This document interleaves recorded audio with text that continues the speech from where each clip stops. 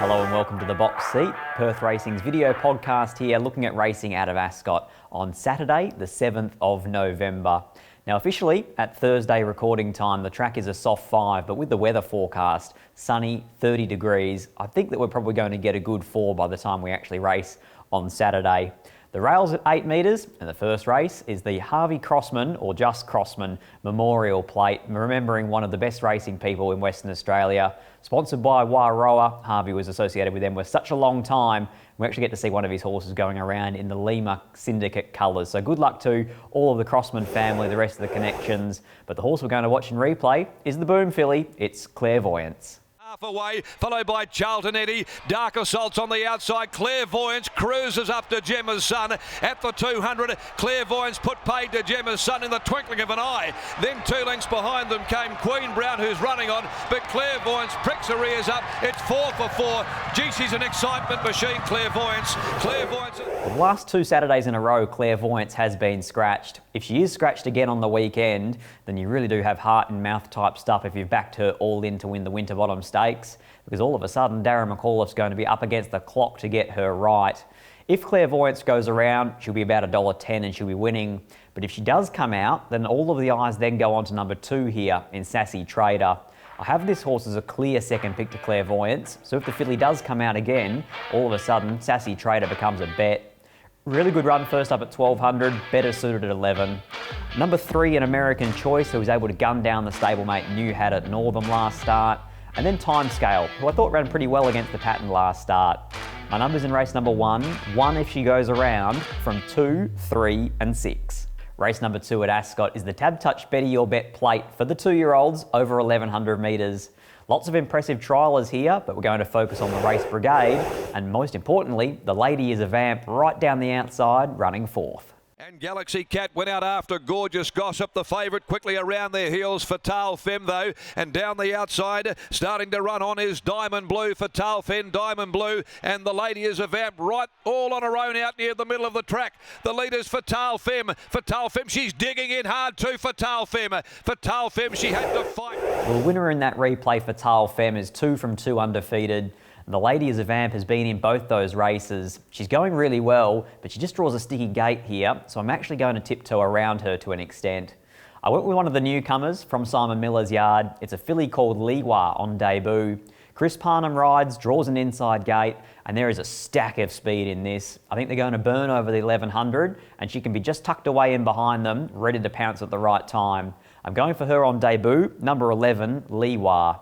From Hear Me Sing, it's the same ownership group as Watch Me Dance. That filly went really well, and hopefully this one can too. This is a gelding by I'm All The Talk, and with the winkers on in a recent trial, he was quite impressive.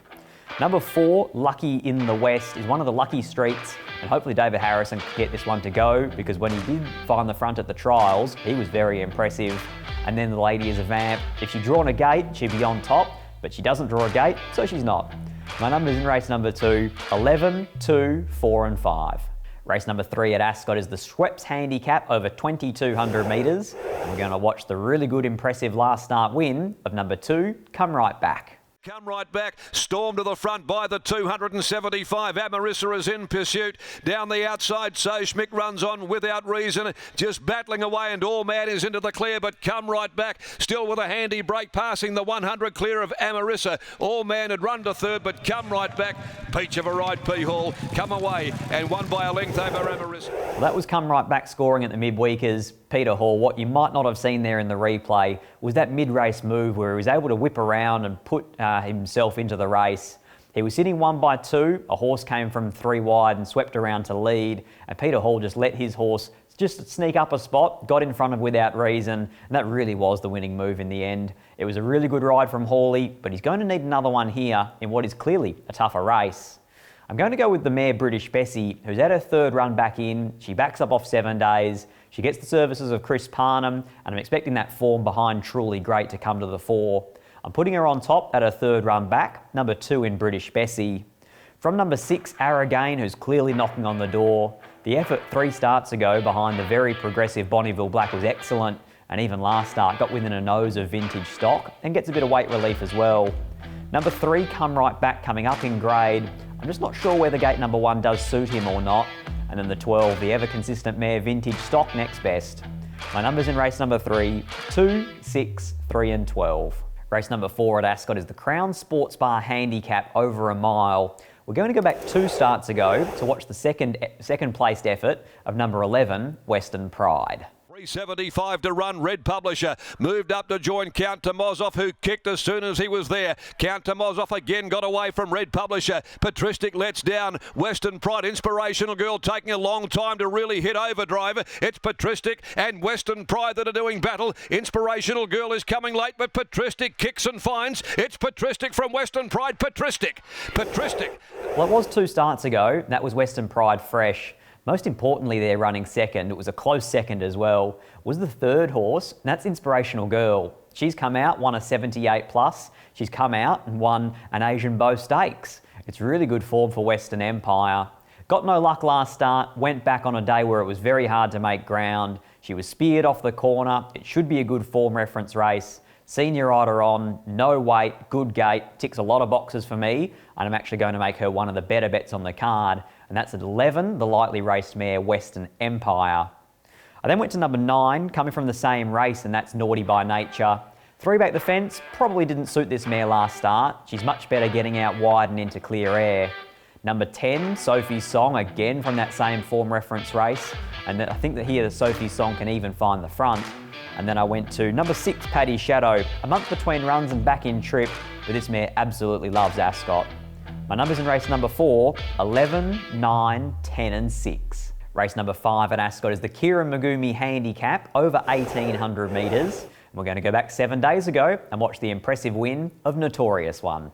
Gift headed the remainder, homeward bound Notorious One. McGruddy had the shillelagh in the left hand, loomed up, got about a neck in front of Deception Game, then came on the outside, travelling to 3rd, said no one ever. Heaven's Gift back behind them with Jag the Joker, but Notorious One shook off, said no one ever, and he's got his real game face on today, that's for sure. Notorious One. Well, Sean McGruddy definitely had his hands full there with Notorious One. He had the whip in the left to try and get him to stop laying in. All of a sudden he laid out in the last few stages, and that's something very new to him.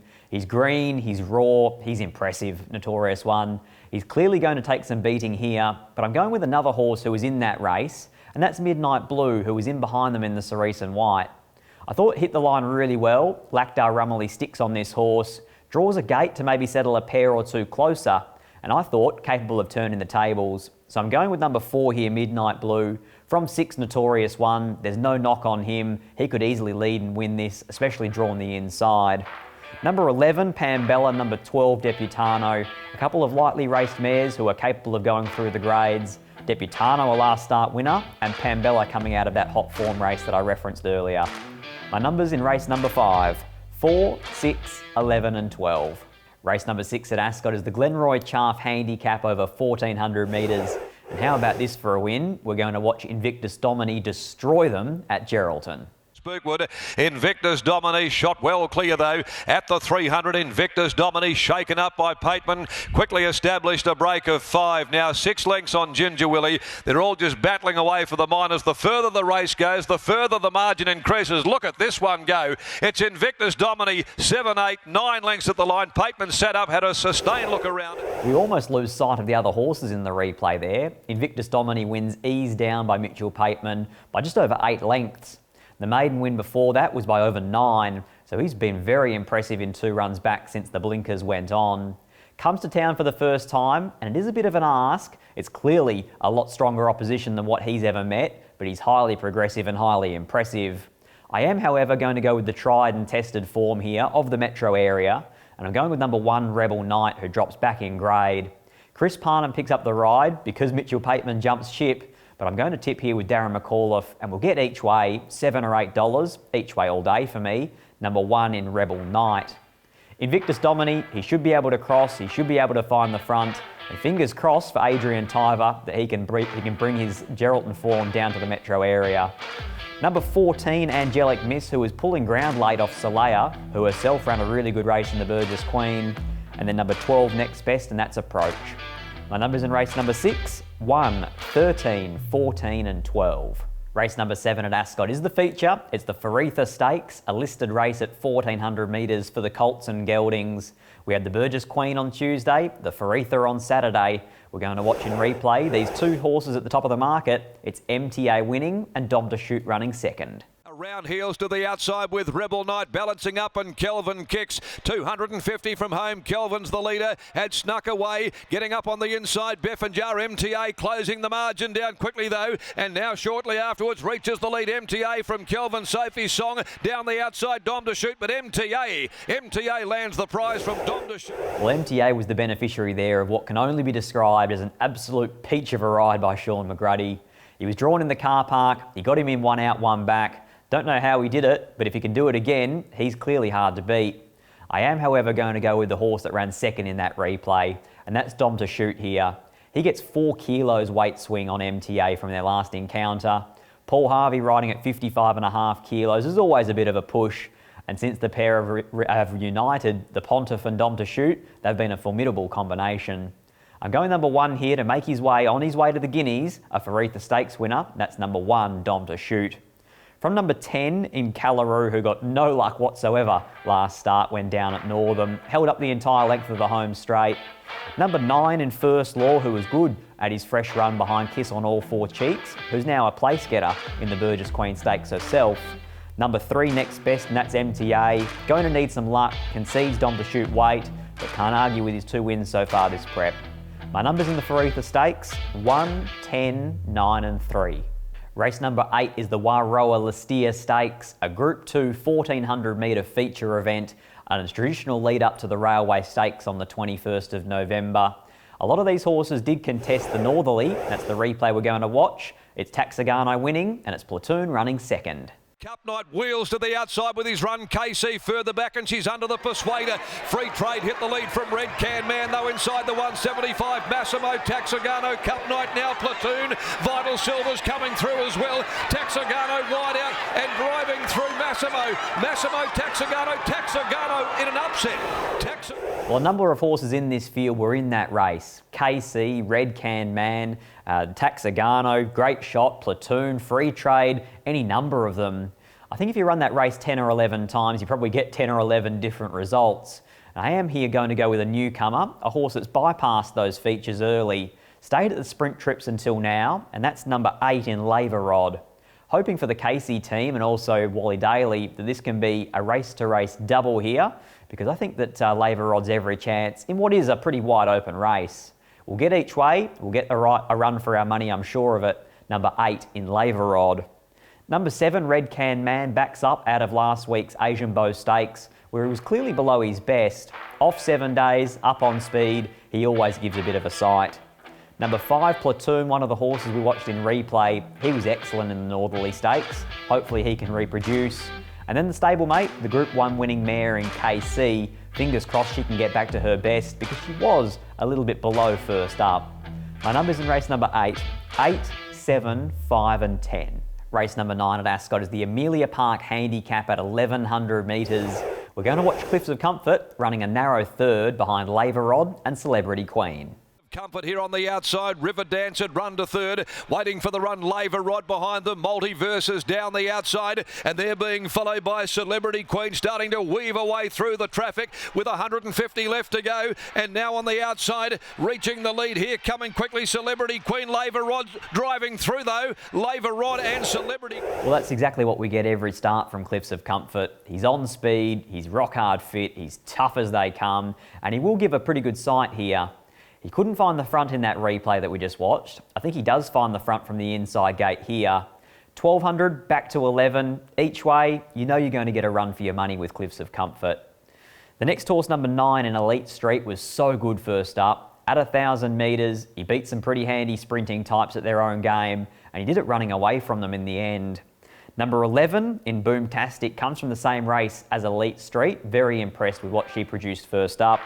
Number 7, Long Beach, gear change. Winkers go on, no luck last start. Hopefully an improver. My numbers in race number 9, 5, 9, 11 and 7.